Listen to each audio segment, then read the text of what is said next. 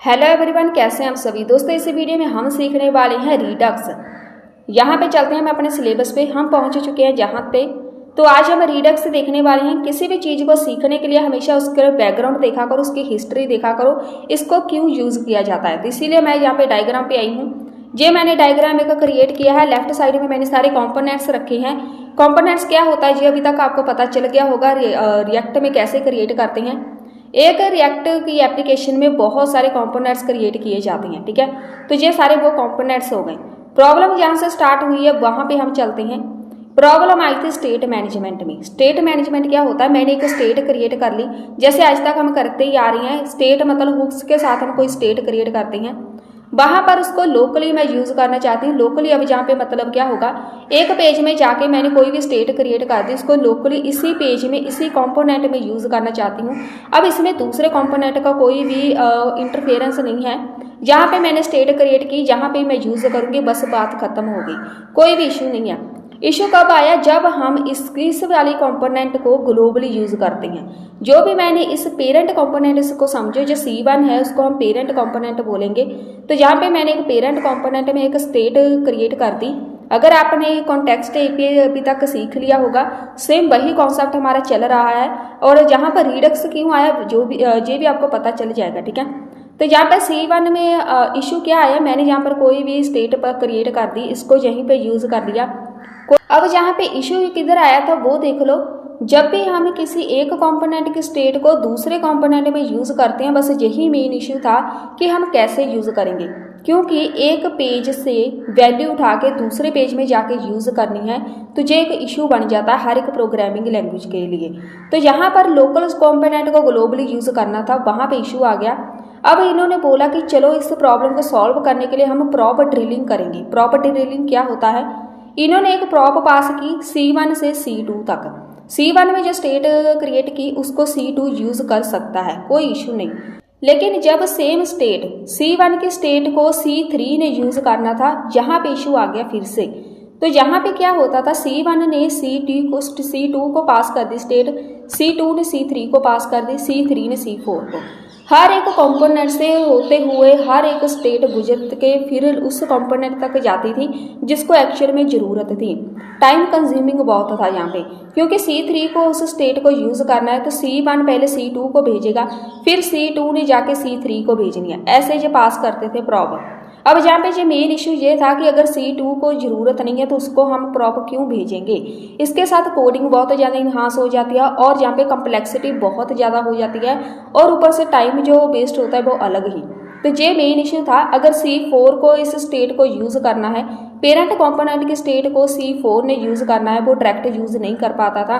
C1 ने C2 को भेजना, C2 ने C3 को, फिर C3 C4 को भेजता था। प्रॉप ड्रिलिंग में ये मेन इशू था। इसने ये प्रॉब्लम तो सॉल्व कर दी थी कि चलिए हम एक कंपोनेंट की वैल्यू को दूसरे कंपोनेंट में यूज़ तो कर पाएंगे, लेकिन हर एक कंपोनेंट से होता हुआ वो जाएगा, ठीक है। अब इसी को दूर करने के लिए हमने कॉन्टेक्स्ट एपीआई यूज़ किया।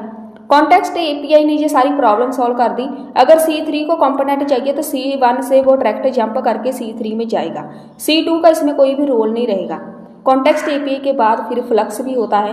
फ्लक्स और रिडक्स, इन दोनों को आप समझ सकते हैं कि रिडक्स फ्लक्स से बना हुआ है, ठीक है।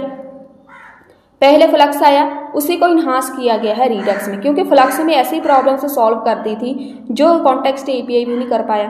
तो इसीलिए फ्लक्स को उन्होंने देखा कि फ्लक्स बहुत ज़्यादा एडवांस हो गया है, फिर इन्होंने रिडक्स लॉन्च कर दिया और फंक्शनैलिटी के साथ। अब कॉन्टेक्स्ट एपीआई की बात करते हैं कि उसमें ऐसा क्या इश्यू था कि फ्लक्स फिर से आ गया, चाहे रिडक्स आ गया। कॉन्टेक्स्ट एपीआई को हमेशा यूज़ किया जाता है स्मॉल से मीडियम प्रोजेक्ट क्रिएट करने के लिए। मीडियम प्रोजेक्ट कैसे थे, स्मॉल तो वो बेसिक प्रोजेक्ट होते हैं जो हम क्रिएट करते हैं। मीडियम प्रोजेक्ट वो होते हैं जो वर्किंग में होते हैं, बहुत बड़े प्रोजेक्ट नहीं होते, फिर भी वो मीडियम प्रोजेक्ट में आते हैं। मतलब बहुत बड़े लार्ज प्रोजेक्ट क्रिएट करने के लिए कॉन्टेक्स्ट एपीआई वहाँ पे फेल हो गया था, तब जहाँ पे आ गया रिडक्स। अभी जो हम आज की बात करें, अगर आपने काम करना है तो आप कॉन्टेक्स्ट एपीआई ही यूज़ करेंगे। इवन कंपनीज में भी कॉन्टेक्स्ट एपीआई ज़्यादा यूज़ होता है। अगर आप जॉब के लिए भी जाते हैं ना, तब भी वो आपको यही पूछते हैं कि आपको कॉन्टेक्स्ट एपीआई आता है या नहीं। तो जहाँ पर रिडक्स की बात करें वो कब यूज़ होगा, जब आपने बहुत बड़ा प्रोजेक्ट, लार्ज प्रोजेक्ट क्रिएट करना है, लाइव प्रोजेक्ट जैसे होते हैं, बहुत बड़ी बड़ी कंपनीज का प्रोजेक्ट होते हैं ना, उनके लिए रिडक्स यूज़ किया जाता है। तो कॉन्टेक्स्ट एपीआई की यही प्रॉब्लम थी कि वो लार्ज प्रोजेक्ट क्रिएट करने में फेल हो गया, वहाँ पर टाइम बहुत लगता था उसको मैनेज करने के लिए। अगर कॉन्टेक्स्ट एपीआई आपने देखा होगा पिछली वीडियो में, वहाँ पर स्टेट क्रिएट करने के लिए बहुत टाइम लगता है, बहुत जगह उसको मैनेज करना पड़ता है। तो फिर इसके बाद आ गया रिडक्स। अब ये रिडक्स क्या काम करता है ये भी आपको पता होना चाहिए। इसके साथ हम बहुत बड़ी बड़ी एप्लीकेशंस क्रिएट कर सकते हैं। तीन मेन चीज़ें इसके लिए यूज़ की जाती है, जिसको इस वीडियो में स्टडी करने वाले हैं, विद स्मॉल प्रोजेक्ट हम क्रिएट करने वाले हैं। तो जहाँ पे आपने ये सब नहीं सीखना, ये सब क्या है फ्लक्स वगैरह, बस इसकी आपको हल्की सी नॉलेज होनी चाहिए, ताकि पता तो हो कि आखिर रिडक्स क्यों आया। ठीक है, तो जहाँ पे आज इस रिडक्स को स्टार्ट करते हैं, प्रैक्टिकली स्टार्ट करेंगे, तब आपको ये पूरे का पूरा कॉन्सेप्ट क्लियर हो जाएगा आखिर ये सब है क्या। यहाँ पर हम क्या क्या सीखने वाले हैं, तीन चीजें होती हैं, तीन मेन कॉन्सेप्ट इसके माने जाते हैं। एक्शंस होता है, एक रिड्यूसर होता है, एक स्टोर होता है। तो सेम वही काम कॉन्टेक्स्ट एपीआई की तरह ही काम किया जाता है कि हम एक जगह एक वेरिएबल क्रिएट कर लेते हैं, इसको हम स्टोर बोलेंगे। एक कंपोनेंट में मैंने कुछ भी एक क्रिएट कर दिया वेरिएबल या स्टेट मान लो, कुछ भी हमने क्रिएट कर दिया, जैसे कॉन्टेक्स्ट एपीआई में हमने क्रिएट किया था। कॉमन एक स्टोर स्टोर बनाया जाता है सेंटर में, ऐसे आप बोल सकते हैं। ये एक स्टोर हो गया, एक कंपोनेंट यहाँ पे है, एक कंपोनेंट यहाँ पे है, एक यहाँ पे है, एक यहाँ पे है। तो ये एक सेंटर में स्टोर रहेगा। अब इसको जरूरत है ये यूज कर लेगा, इसको जरूरत है ये यूज कर लेगा, इसको जरूरत है ये करेगा यूज, और इसको जरूरत है ये यूज करेगा। ये एक सेंटर में स्टोर क्रिएट किया जाता है। स्टोर बिल्कुल एक कार्ट होता है ना हमारा, ऑनलाइन ये जो हमारी वेबसाइट होती है, ई कॉमर्स वेबसाइट, एक उसमें कार्ट होता है। वहां पर जिसको भी जरूरत है सारे, एक टाइम में आप 10 अगर हमारे एम्प्लॉय या 10 यूजर शॉपिंग कर रहे हैं ऑनलाइन, हर एक यूजर कार्ट को ऑनलाइन यूज कर रहा है, मुझे ऑनलाइन शॉपिंग करनी है, मैं कार्ट में आइटम्स ऐड करती जा रही हूँ। दूसरी तरफ एक और बंदा है, वो भी सेम टाइम पे शॉपिंग कर रहा है, वो भी कार्ट को यूज कर रहा है। तो हम दोनों को पता ही नहीं चल रहा कि मैं यहाँ पर जो आइटम ऐड कर रही हूँ उसके कार्ट में नहीं जा रही, मतलब मुझे चाहिए कार्ट तो मैं यूज कर रही हूँ, एक और पर्सन को कार्ट चाहिए वो भी यूज कर रहे हैं, वो अपनी आइटम्स कार्ट में ऐड करता जा रहा है, मैं अपनी आइटम्स ऐड करती जा रही हूँ। सेम ऐसे ही वो एक स्टोर होता है, सेंटर स्टोर इसको बोलते हैं, जिसे जिसको जरूरत होगी वो इसको यूज करता रहेगा सेम टाइम पे, किसी को जहाँ पर किसकी इंटरफेरेंस नहीं होगी इसमें। यहाँ पे इन तीनों को हम सीखने वाले हैं, स्टोर कैसे क्रिएट करना है, एक्शन और रिड्यूसर ये सब कैसे क्रिएट करेंगे, बस ये आपको पता होना चाहिए। तो इसको हम एक एग्जांपल के साथ सीखने वाले हैं। स्टोर आपको क्लियर हो गया होगा, जो सेंटर में एक कॉमन, इसी को हम बेसिकली यूज करने की बात कर रहे हैं स्टोर को, कि वो क्या चीज है कि जो एक कंपोनेंट से दूसरे कंपोनेंट तक पास हो गया। आपके माइंड में भी जो क्वेश्चन आता ही होगा कि क्या आखिर ये चीज है जो मैं यहाँ पे बार बार बोल रही हूँ, कि एक कंपोनेंट से स्टेट पास करनी है, दूसरे पे जानी है, तीसरे पे जानी है, वो उसी को स्टोर बोलते हैं। कि मैंने एक स्टोर क्रिएट कर लिया, स्टोर एक मतलब एक वेरिएबल भी हो सकता है, आपकी कोई प्रॉपर्टी हो सकती है, स्टेट हो सकती है, कुछ भी कोई भी वेरिएबल हमने क्रिएट करना है, उसी को हम बार बार पास करते जाएंगे दूसरे कंपोनेंट में। उसके बाद बारी आती है रिड्यूसर एंड एक्शंस। ये जो दो चीजें है ना, हमारे पास एक इनिशियल वैल्यू होती है, ये हम जब प्रैक्टिकली करेंगे सब कुछ आपको पता चल जाएगा। इन्होंने होल्ड करके रखनी है वैल्यू, आपने कोई भी एक्शन परफॉर्म किया, आपको स्टोर में से मान लो ए वेरिएबल की वैल्यू चाहिए, वेरिएबल ए की वैल्यू 10 है, आपने 10 वैल्यू को यूज कर लिया, तो रिड्यूसर ने उस चीज को अपडेट करना है कि मैंने ए वैल्यू को यूज कर लिया, उस पर आपने क्या क्या एक्शन परफॉर्म किए, ए वैल्यू को यूज करके मैंने ए की वैल्यू को किसी दूसरे वेरिएबल के साथ माइनस कर दिया, ये मैंने एक्शन परफॉर्म कर दिए। अब जो रिड्यूसर ने देखना है कि जो जो आपने एक्शन परफॉर्म किए हैं उसको अपडेट करना है। तो ये काम तीनों का होता है, तीनों मिलकर ही काम करते हैं, एक का काम नहीं है ये सारा। हमने अब एक काउंटर क्रिएट करते हैं, प्रैक्टिकली इसको ज्यादा समझ सकते हैं आप। यहाँ पे आपके पास जो ऐप नाम का फोल्डर है, इसके अंदर जो सोर्स होगा, मैं इसके सोर्स वाले फोल्डर में एक कंपोनेंट क्रिएट करने वाली हूँ, काउंटर डॉट जीएस। तो मैंने वीट जहाँ पे यूज किया तो मैं डॉट जीएसएक्स लिखूंगी। इंपोर्ट कर लेते हैं रिएक्ट को, बेसिक हमारा इसमें कोड आएगा फिलहाल तो। रिएक्ट एक फंक्शन भी बना देते हैं ऐप नाम का, और इसको कर देते हैं एक्सपोर्ट डिफॉल्ट। चलिए, मैं चाहती हूँ कि रिटर्न में मैंने तीन बटन लगाने हैं, रिटर्न लगा के जो भी आपके पास इसमें रिटर्न आएगा, जो भी आउटपुट रहेगी, पहले फ्रंट एंड डिजाइन कर लेते हैं, एक डिव लगा देते हैं।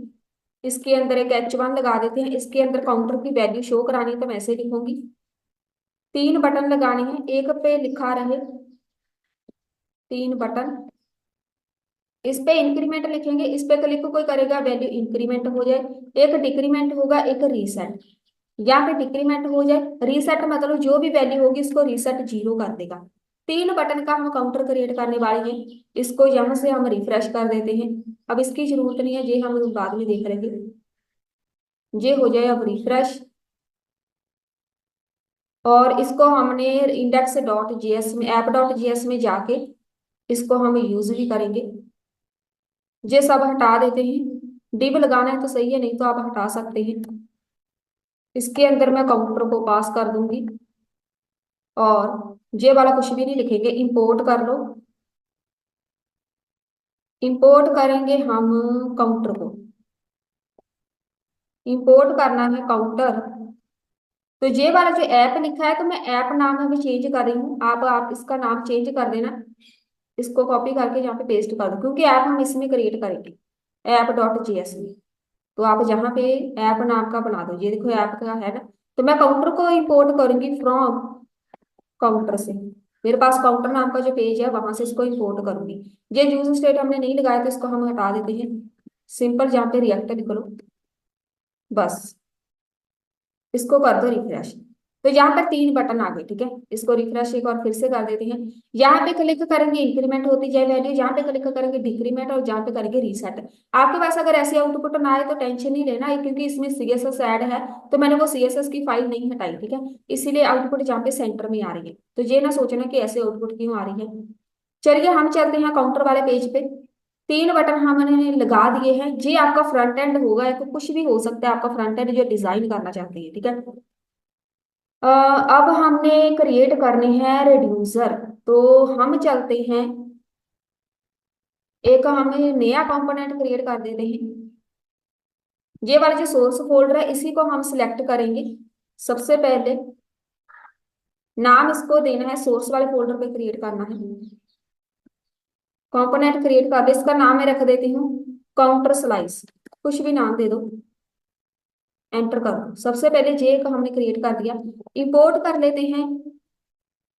इंपोर्ट करना है क्रिएट स्लाइस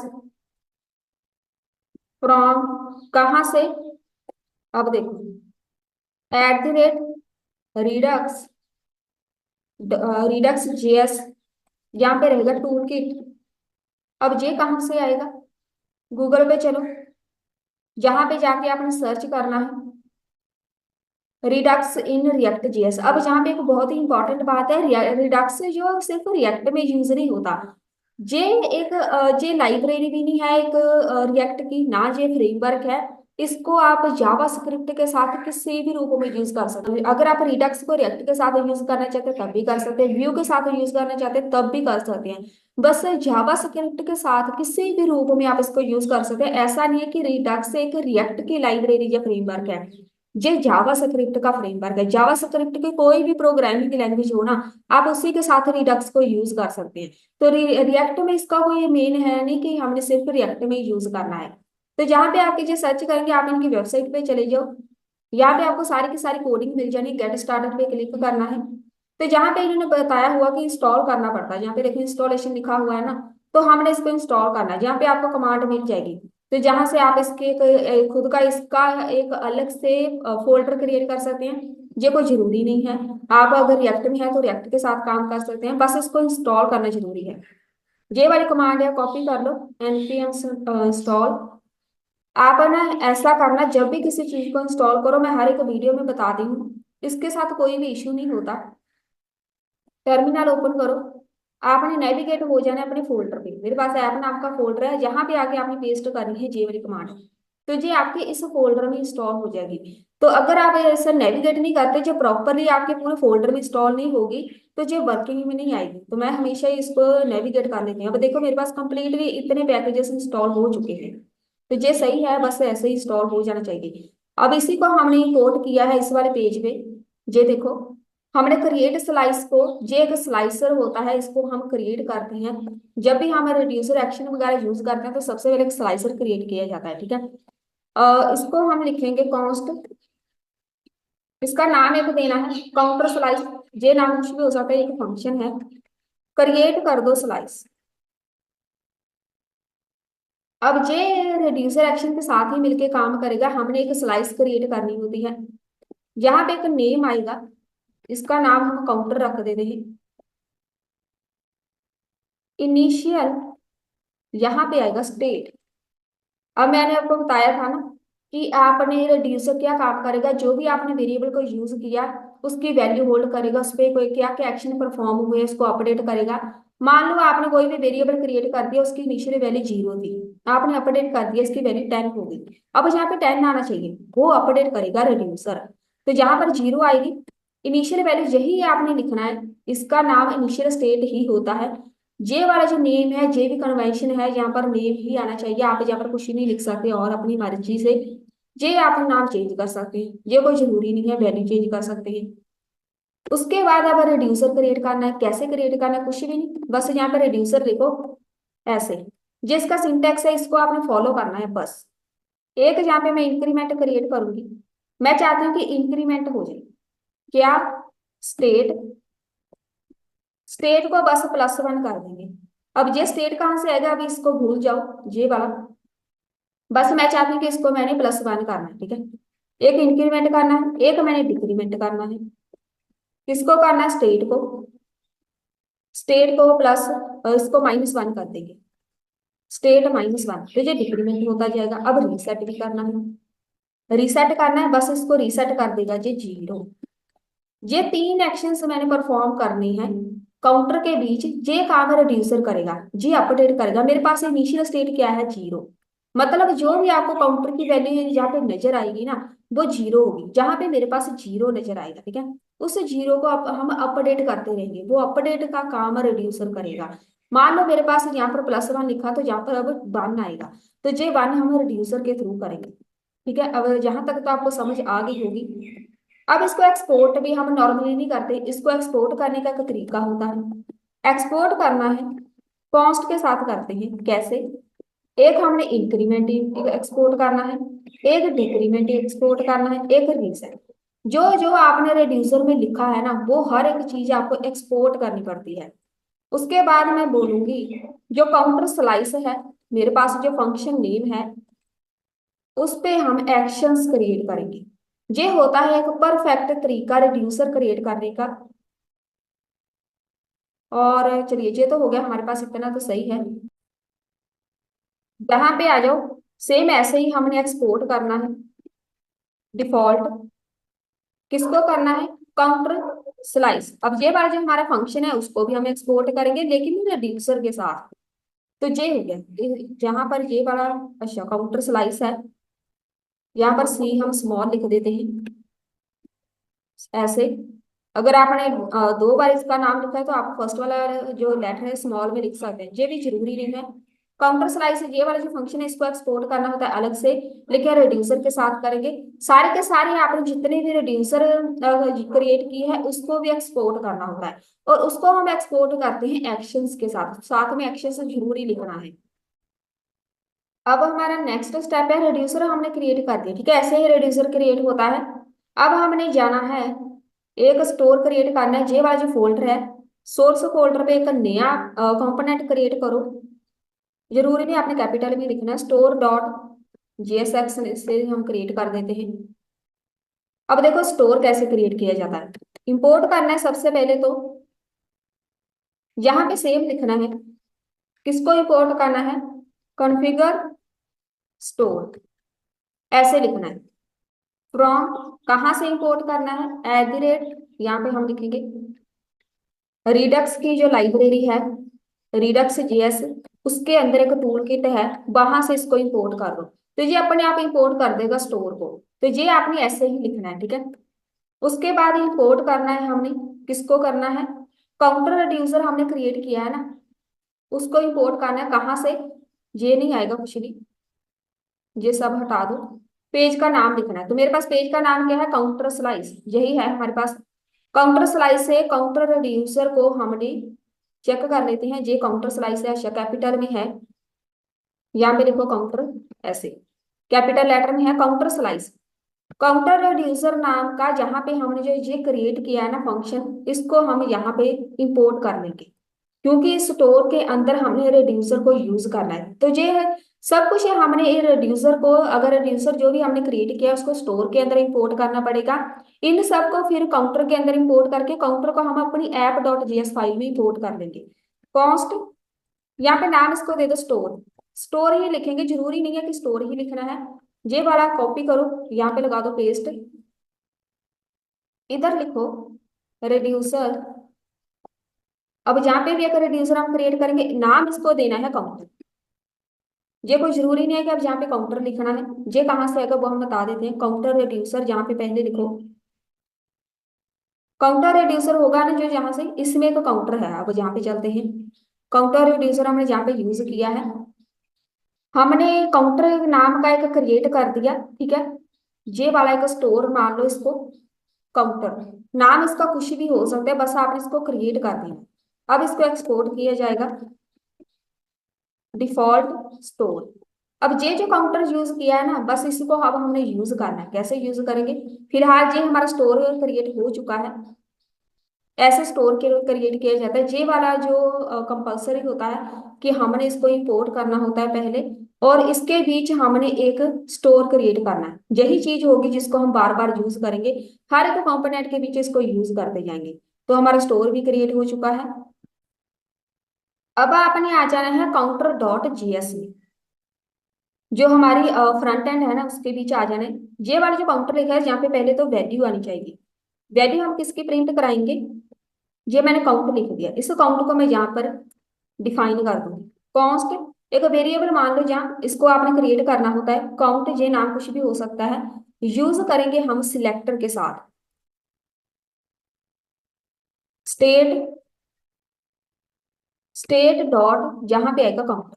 अब ये देखो काउंटर, मैंने क्या किया, यहाँ पे स्टोर में जाके एक काउंटर क्रिएट कर दिया। इस काउंटर को हम यहाँ पे यूज कर रहे हैं अपनी फ्रंट एंड में। तो अब मैंने इसको बोला कि वहां पे एक स्टेट होगी जो मैंने क्रिएट की है, उसको यूज करना है मैंने। अब ये मैं यूज कर रही हूँ, सेम ऐसे ही कोई भी कंपोनेंट इसमें यूज कर सकता है। अब ये कंपोनेंट पता क्या है, ये देखो ये फ्रंट एंड है हमारा। यहाँ से आप बहुत ही इजीली इसको समझ सकते हैं।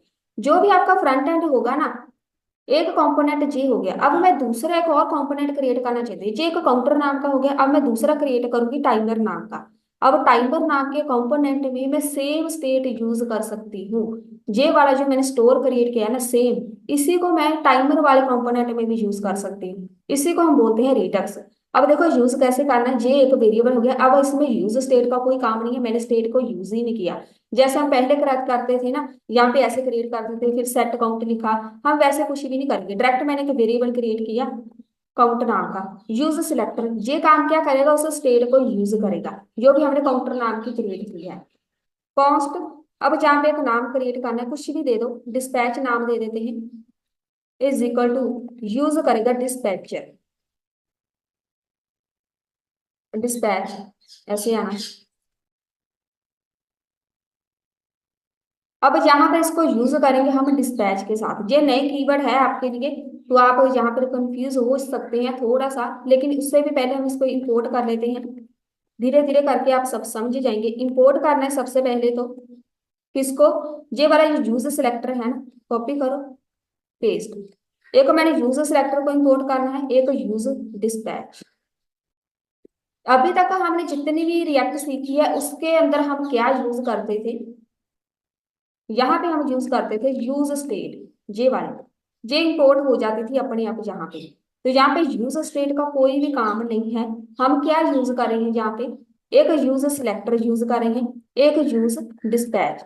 तो यही ये भी हमारे पास सेम जैसे यूज स्टेट हो गया ना, वैसे ही हम इसको यूज करते हैं। और ये क्या आ गया मेरे पास, यहाँ पे आ गई एरर। इंपोर्ट करना है, ये तो सही है, फंक्शन के स्पेलिंग भी सही है। एंटर करो पहले तो इसको, कोई ब्रैकेट की मिस्टेक है। काउंटर, और ये हो गया यहाँ पे काउंटर। यूज डिस्पैच, अच्छा यहाँ पे हमने लिखना भी है कहाँ से इंपोर्ट करना है। यूज सिलेक्टर और यूज डिस्पैच को हम इंपोर्ट करेंगे कहाँ से, अब ये कहाँ से है, रिएक्ट में रिडक्स। जो हमने इंस्टॉल किया ना रिडक्स, रिएक्ट रिडक्स, वहां से यूज सिलेक्टर और यूज डिस्पैच दोनों इसकी लाइब्रेरी से हम यूज करेंगे। ये सब कुछ यहाँ पे ऑलरेडी है बना बनाया, बस उसको हमने इंपोर्ट कर लिया, ठीक है। ये रिड्यूसर के साथ मिलके काम करते हैं। उसके बाद इंपोर्ट किया जाता है जो जो भी आपने रिड्यूसर क्रिएट किया है। एक मैंने इंक्रीमेंट क्रिएट किया था, एक मैंने डिक्रीमेंट क्रिएट किया था, एक रीसेट क्रिएट किया था। कहाँ से इंपोर्ट करनी है वो भी बताओ। मेरे पास काउंटर स्लाइस नाम का एक जो पेज है, जो कंपोनेंट है, वहां से इन तीनों को इंपोर्ट कर लो, ठीक है। चलिए ये भी हो गया। अब तीनों को इंपोर्ट करके हम यूज कहाँ पे करेंगे। ये वाले जो बटन है इनको भी वर्किंग में लेके आना है ना। तो मैं यहाँ पे बनाऊंगी एक ऑन क्लिक। ऑन क्लिक के ऊपर जब कोई बंदा इस पे क्लिक करेगा, डिस्पैच, डिस्पैच इंक्रीमेंट, जे वाला जो इंक्रीमेंट वाला है वो वर्किंग में आ जाए। ये देखो ये हाईलाइट हुई है, ठीक है। तो डिस्पैच ये काम करेगा। जहाँ पे देखो यूज डिस्पैच हमने यूज किया है ना, इसके अंदर इसका काम क्या है वो मैं बता देती हूँ दोनों का। पहले हम इसको लगा देते हैं, यूज सिलेक्टर यूज डिस्पैच का काम क्या है, पहले इन सबको लगा देते हैं। यहाँ से कॉपी कर लो। सेम ऐसे ही डिक्रीमेंट वाले पे लगाना है, कॉपी पेस्ट, कॉपी पेस्ट यहाँ पे कर लो। यहाँ पे आपने लिख देना है डिक्रीमेंट। यहाँ पे क्लिक करके डिक्रीमेंट होता जाए। उसके बाद बारी आती है रीसेट की। यहाँ पे लिख लो रीसेट। पहले हम इसको सेव करके एक बार रिफ्रेश कर देते हैं। अभी हमारे पास है एरर, चेक कर लेते हैं। रिडक्स जीएस टूल किट जे वाला हमारे पास नहीं है। क्रिएट स्लाइस वाला है, वहां से हमने रिडक्स जीएस को इंपोर्ट किया है। इधर चलते हैं, स्पेलिंग सारे देख लेते हैं। क्रिएट स्लाइस वाला रिडक्स जीएस इसकी एक टूल किट है। अब हमने इसको इंस्टॉल नहीं किया। आप यहाँ पे जाके चेक कर सकते हैं। यहाँ पे क्विक स्टार्ट पे आप जाएंगे ना, इधर आपको एक कमांड मिल जाएगी, स्क्रॉल डाउन करेंगे। ये है हमारी एक कमांड, इसको आप कॉपी करके डायरेक्ट इसमें जाके पेस्ट कर दो, सब कुछ इंस्टॉल हो जाएगा, पूरी की पूरी लाइब्रेरी आ जाएगी, ठीक है। पहले आप नेविगेट हो जाना अपने फोल्डर पे, यहाँ पे आके बस पेस्ट कर दो तो सब कुछ इंस्टॉल हो जाएगा। फिर हम चेक करते हैं जी वाली एरर। चलिए एक बार चेक कर लेते हैं, सब कुछ इंस्टॉल हो चुका है, रिफ्रेश कर देते हैं। ये इसलिए एरर आ रही है क्योंकि हमने इसको डाउनलोड नहीं किया था, इंस्टॉल नहीं किया था। चलिए कोई एरर तो नहीं है, लेकिन हमारे पास अभी फ्रंट एंड नहीं आया, मतलब यहाँ पे जो बटन्स वगैरह लगे थे वो नहीं आए। इसको हम बंद कर देते हैं। तो हमारे पास पहले ये बता देते हैं ये आखिर है क्या। काउंटर में चलते हैं। इधर मैंने लिखा है यूज सिलेक्टर यूज डिस्पैच। अब ये एक, ये वाली जो लाइब्रेरी है ना रिडक्स की, जहां से इनका एक छोटा सा पार्ट होता है कि उसके अंदर इसको यूज किया जाता है रिडक्स में। ये रिएक्ट के जितने भी कंपोनेंट्स हैं ना इनको अलाउ करता है कि आप रिडक्स के स्टोर को यूज कर सकते हैं। मतलब रिएक्ट के कंपोनेंट को ये कनेक्ट करते हैं। रिएक्ट के कंपोनेंट को कनेक्ट किया जाता है रिडक्स के साथ, रिडक्स का जो भी स्टोर क्रिएट किया है। अब जहां पर क्यों क्रिएट किया है आपने इनको, यहाँ पे ये भी पता होना चाहिए कि ये सब लगाना कहाँ पे है। इनको आपने हमेशा ही रिएक्ट के कंपोनेंट में लगाना है जो आपका फ्रंट एंड होता है, ठीक है। तो मैं जहाँ पे फ्रंट एंड में लगा रही हूँ क्योंकि मैंने फ्रंट एंड में पूरे का पूरा स्टोर यूज करना है, तो मैंने इसको इसीलिए यहाँ पे लगाया है। एक बार फिर से सेव करके रिफ्रेश करके देख लेते हैं। कोई एरर तो जहां पर हम कंसोल में चलती है नहीं तो, यहाँ पे कोई एरर होती तो हमें पता चल जाता। तो इधर है एरर, ठीक है। यहाँ पे हमें बोल रहे हैं कि ये रिएक्ट रिडक्स, स्पेलिंग भी देख लेते हैं। जे वाला हमारे पास नहीं है, जे वाला इसको हमने लगाया है। रिएक्ट रिडक्स को भी हमने इंस्टॉल कर लिया है। हमने सबसे पहले यहाँ पे चलते हैं काउंटर स्लाइस पे। मैंने यहाँ पे रिड्यूसर लिखा है ना, तो यहाँ पे रिड्यूसर्स आएगा। पहली बात तो यहाँ पे एस आनी है क्योंकि मैंने मल्टीपल रिड्यूसर्स क्रिएट किए हैं, बाकी बाद में देखते हैं। चलिए ये तो हो गया। यहाँ पे आप इसको सही कर देना, रिड्यूसर्स हमने क्रिएट किए हैं। अब जहाँ पे आपको इस एरर को समझना आना चाहिए जी, आपके बहुत ज्यादा काम आएगी। कोई भी कोडिंग में इश्यू नहीं है। हमने जो भी स्टोर क्रिएट किया होता है ना, जो हमने स्टोर क्रिएट किया है इसको हमें अपनी एप्लीकेशन में इंपोर्ट करना पड़ता है। कहाँ पे, इस पूरे फोल्डर में एक पेज होता है, इंडेक्स डॉट जेएस का होगा या तो मेन का होता है। पहले हम देख लेते हैं इसमें कौन सा है, मेन है। तो यहाँ पर ये देखो जे लिखा होता है, तो यहाँ पे स्ट्रिक्ट मोड वगैरह लिखा है ना। अगर आपके पास रिएक्ट का है, अगर आपने रिएक्ट के थ्रू क्रिएट किया फोल्डर, आपके पास एक इंडेक्स डॉट जेएस नाम का होगा, उसमें प्रोवाइडर वगैरह होगा। तो हमने जहां पर इंपोर्ट करना है, इंपोर्ट कर लो स्टोर को फ्रॉम, कहाँ से, मेरे पास स्टोर वाला जो पेज है, पहले इसको सेव करो, इसको रिफ्रेश करो, अपने आप हो जाएगा। कोई जहां पर वो वाली एरर देख लेते हैं गई कि नहीं, अभी नहीं गई। इसको एक बार फिर से चेक कर लेते हैं। इंडेक्स वाला अगर होगा हमारे पास पेज नहीं है, तो यहाँ पर हमें ऐसा करते हैं, फिर प्रोवाइडर लगा देते हैं क्योंकि इसको इंपोर्ट करना आसान नहीं है। अब जो मैं कोड बताने वाली हूँ ना, ये सब ने नहीं लगाना। जहां पे देखो मेरे पास वी टैब है, तो अगर आपने रिएक्ट यूज किया है, आपके पास एक इंडेक्स डॉट जीएस पेज होगा, वहां पे आपने बस करना क्या है, वो आपने कोड मैच कर लेना है। पहले वो देख लो बीट वाले, जो बीट यूज करते हैं, ये वाला हम हटा के मैं जहाँ पे क्या लिखूंगी, एक प्रोवाइडर क्रिएट करूंगी।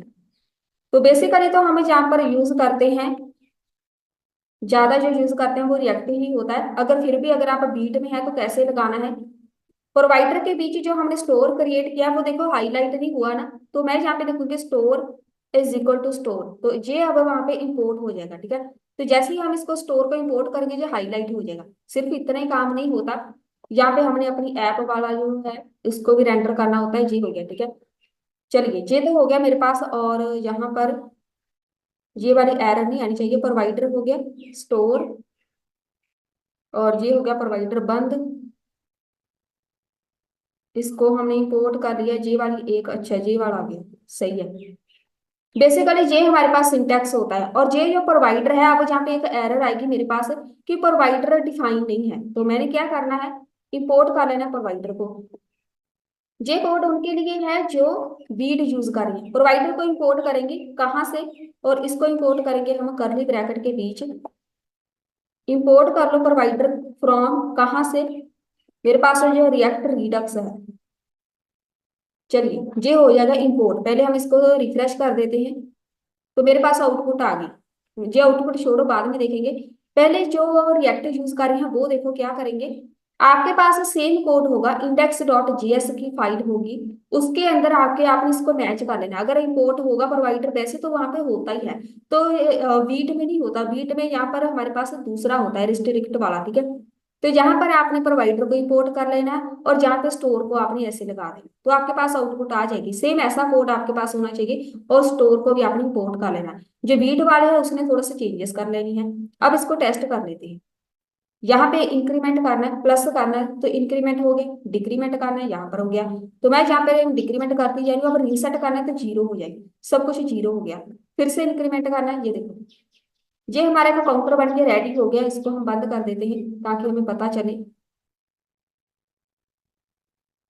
इसको रिफ्रेश एक बार फिर से कर देते हैं, इंक्रीमेंट कर दिया, इंक्रीमेंट हो रहा है, एक डिक्रीमेंट भी करना है, अब रीसेट करना है, जीरो हो जाए।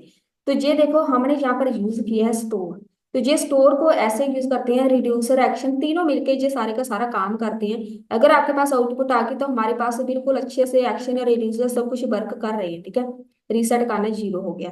तो ये हमारा एक छोटा सा प्रोजेक्ट था जो हमने क्रिएट किया है रिडक्स में। इसको याद रखो, हमेशा ही बहुत बड़े प्रोजेक्ट के लिए यूज किया जाता है। जब हम काम करते हैं, हमारे प्रोजेक्ट स्मॉल से लेके मीडियम तक होते हैं। तो मीडियम ऐसा नहीं कि वो छोटा मोटा प्रोजेक्ट होता है, मीडियम भी ऐसे प्रोजेक्ट होते हैं जो कंपनी में यूज किए जाते हैं, लेकिन वो बहुत ज्यादा हाई लेवल के नहीं होते। तो वहां पर हम कॉन्टेक्स्ट एपीआई ही यूज करते हैं। तो बेसिकली आपने जो काम करना होता है वो कॉन्टेक्स्ट एपीआई के साथ काम करना होता है। कभी कभी ऐसा हो जाए कि आपने रिडक्स की तरफ मूव करना है, तो आपके लिए जो टॉपिक मैंने यहाँ से इसीलिए कवर किया है कि आपको इसकी नॉलेज हो जाए थोड़ी बहुत। इंटरव्यू में भी अगर जाएंगे आप तो आप इसके आंसर्स दे सकें, इसलिए ये टॉपिक हमारा आज हो गया कवर। मिलते हैं फिर नेक्स्ट वीडियो में।